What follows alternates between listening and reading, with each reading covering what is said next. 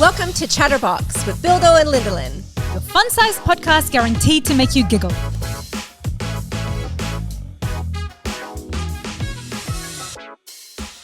This goes in that, like in the garage.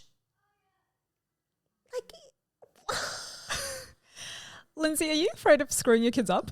Yes. Oh, we're recording. Fabulous. I wish I had recorded more of you just yelling at your kids because that was a hilarious exchange. Well, that's because they asked a really stupid question, and I don't care if I screwed them up mentally with my response. Oh my God. I wish I recorded more of that. Hello and welcome to ChatterBox this week where we will be chatting about our fear of screwing our kids up.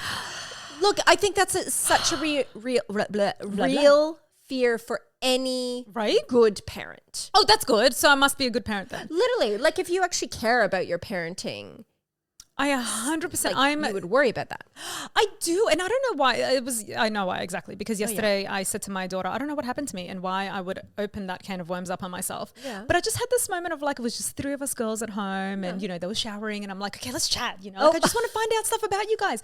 Because really, unless you ask super pointed questions, you will really never hear their thoughts about stuff, right? Yeah. So not at that young age. Not at that young age. And like a couple of times Eve's come out with some really she's my 8-year-old, so she's come out with some like when we were watching a movie once, I don't know if I told you about this, I think I did, but she was like, Mum, I don't know if this is a silly question. We were watching Ice Age. Okay. It was the beginning of Ice Age and then we're going back in space and like saying how time had started and how animals had started, all this sort of stuff. Right. And she said something to us like, I don't know if this is like a silly question, but like, kind of like, what's the point? Like if we just kind of come and we live and then we die, like what's the point? Like why are we here? Good question, Eve. I know, and we were both like flabbergasted and like didn't know how to answer. So anyway, last night I'm like, I'm going to try and get more information out of her. Yeah, right. Okay, just want to know. And I said something like, so Eve, like what's something that like you like think to yourself like, oh man, I really want to say this to Mummy right now, but like you think you'll be in trouble for or something, right? Yeah. And she didn't even skip a beat. Oh. Well, since you asked. Dude, she was so on it. And the one thing she really was like so passionately spoke about, and she said it so eloquently, there's no way I could repeat what she said, but it was something along the lines of, yes, like being a big sister is so hard. Like you have no idea how hard it is to be the big sister. And I'm like, well, I actually even said to her, I'm like, well, actually I don't, because I'm the youngest sibling. Yeah. I wouldn't have a clue what it's like to be the big one. Yeah. But she's like, I always have to take care of her in school because they sleep next to each other. We've got their beds like next to each other. And then, she's like, she's always on my side of the bed. She kicks me at night. I have to make sure she's covered. I have to make sure she's this. She's that. Like she just listed out all these things that she has to take care of for May. And me and May were like standing there like being like, oh. Oh, so little May was there. Oh, May was there. I didn't know what she was going to say. Like it just kind of sprayed out. Yeah. And I did feel a bit bad for May. But at the same time, I was a little bit like listen to your big sister. Like at the same time, we need to acknowledge that this is a pressure on her. Mm-hmm. And then Eve wrapped it all up by saying, you have no idea how hard my life is.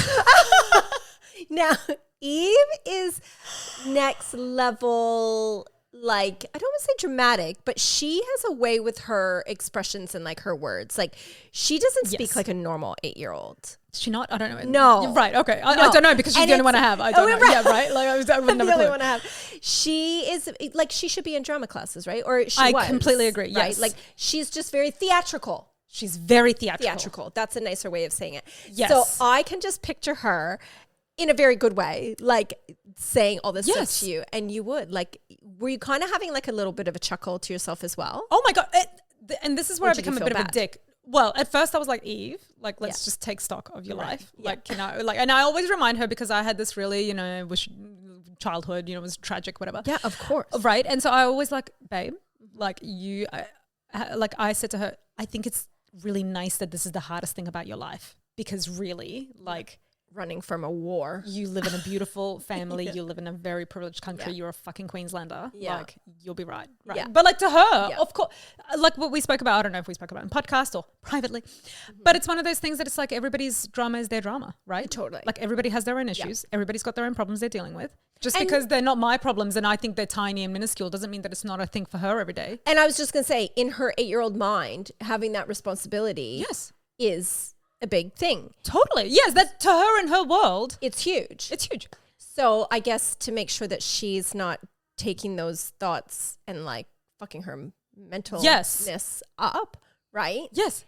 Like, did you say, oh, well, I hear you, but like, what a good big sister you are, and like turn it around and praise her for being such a good, caring big sister? always praise her for being a good sister. Yeah. We actually talk about it at home quite a bit. Yeah. Where I say to May all the time, I'm like, you need to be like thankful for your big sister because she, and like even from day dot, Eve's always loved May, like cuddled her from the beginning. Yeah.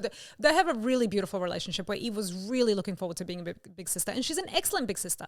She just obviously finds it very difficult. Well, exactly. Right? So it just made me think, I'm like, oh my God, what other, like, this is just one little thing that she even mentioned to me, right? Like, what else is going on in her head that's so difficult for her that I'm like, am I doing something that's going to screw these kids up? Oh, I think these thoughts, look, we all know how my brain works with these. Yes, you go next level. I 100%, yes. like, compared to this story, I go like 1,000 miles, like, past what that. if they do drugs? What if they for OD? sure. Like, what? Yeah, like, 'cause that's not even, I don't look that far to the future. Yeah. But I even think about like my reaction. So I have a very, I'll say wicked tongue. Like, and when I discipline my We kids. haven't noticed. I know. I wish I had gotten more of that recording at the beginning. I know, right? Tongue lashing that we're getting. I was quite lovely to my children's stupid question. But like I swear at my kids and I say things that some other parents would be like mortified at. And I get that. Not everyone's cup of tea. But there are nights after if I've like, especially if I'm PMSing and your oh my God, yes. moods are even more like heightened and you have a blast at your kids. Yeah. And then at night you're like, God, I took that so far. Like, why did I say that? So true. And my thoughts, this is where I go like crazy next level. God. And my kids prepare yourselves, people. I know, prepare yourself. No, but I'm like, because nowadays, and I have to talk quietly, people, because my children are home at school holidays. But like, I think, are they going to now be laying in bed after I've kissed them goodnight, thinking really shitty thoughts about themselves because mommy went crazy on them? And are they going to, we hear it all the time in the news, how kids can I just do things to themselves? Just quickly explain that I just saw a brand new sign in Lindsay's house that said, my family is the best. Oh, right. Like a giant, So I would say that we're probably doing okay. Okay in that front, but the eldest is the one I worry about. Right. Because he is the one that probably gets the lashings the most. Right. From, like verbal lashings. Yeah, easy, everyone. Yeah. Calm down. And plus he's the eldest, right? And like again, with the pressure of the eldest. Totally. Right? Well, no, but I mean like, because he's going to be 11 soon. You hear stories in the news. But he's still the first one who's kind of breaking that ground, if you know what I mean, in the terms of your kids. Like he's the first one who's like at that age who gets to, Yes. But what I'm talking about is suicide. I know what you're talking about. Like, I want to, and you read about stories about 12-year-olds. So I'm like, even younger. Yeah. So I worry a lot about their mental state. Yeah. From me, from social life, from school life, from everything, because it's like such a big worry. And a relevant worry? Like a real worry? Yeah, whatever? absolutely. Both? Yeah, both. Yeah.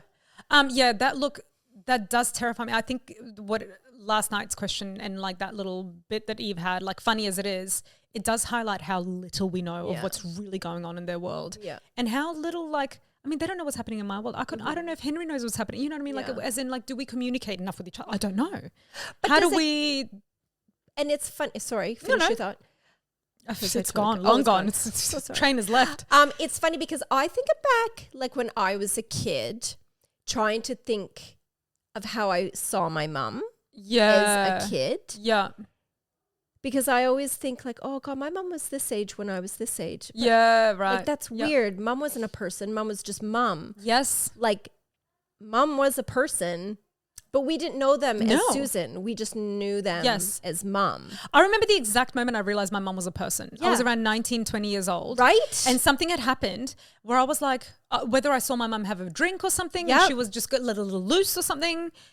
And I just remember thinking to myself, holy shit, like my mum is like a person and she has her own stuff. Thing. Exactly. Like, and I remember it being such a powerful moment for me because I never saw her in that light before ever, of like being just like a woman who's like just living life, who has a family to take care of, who has food to put on the table. You know what I mean? Like I just never saw her in that capacity. I know. Isn't it bizarre? Like I even think of like, and I hope I can get this thought in my head. Like if, as in like verbally, I think of like my day-to-day stuff as a mom of 3 and like school life and activities and just life. And think, oh, my mom went through all this, but I didn't see her go through all this. Like, what were her days like when she was working and kids were going to school? And like, how weird that she's actually been through this Because I don't remember that. I just remember mom. Oh my God. Yes. Like, yep.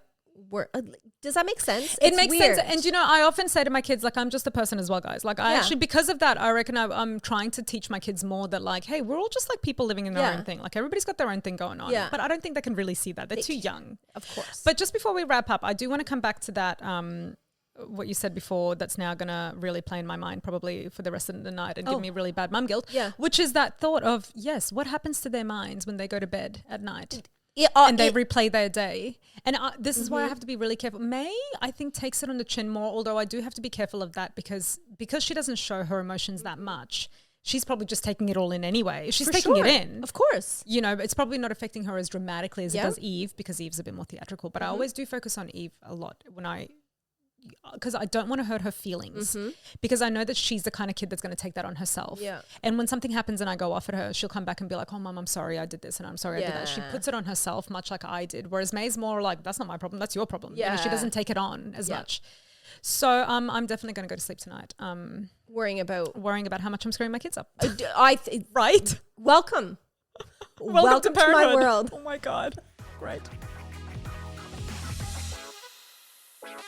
Well, that was ChatterBox. Thanks for chatting with us. And remember to review, rate, subscribe, and come back and listen to us again. Is that it, Lenny? Done. Tick.